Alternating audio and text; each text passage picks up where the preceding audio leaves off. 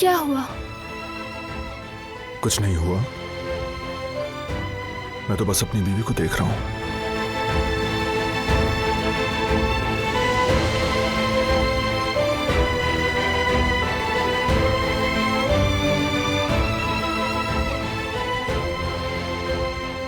Good night.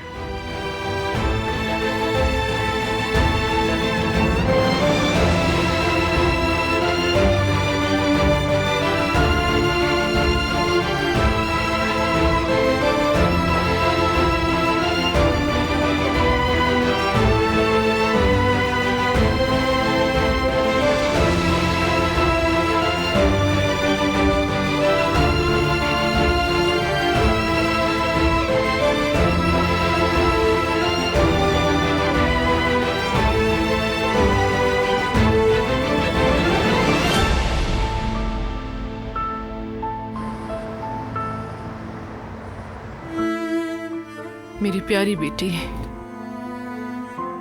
क्या तुम जिंदा हो? जी रही हो?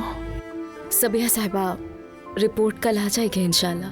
चाहे तो थोड़ा आराम कर लें, इतने दिनों से। मैं अपनी बेटी के जिंदा होने की उम्मीद पर अपनी जान, अपना माल, सब कुछ, मैं सब कुछ वार दूं।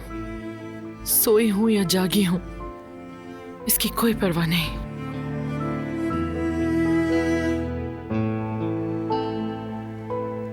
तुम जाकर सो जाओ, मुझे नींद नहीं आ रही। उम्मीद है सब कुछ आपके मुताबिक होगा।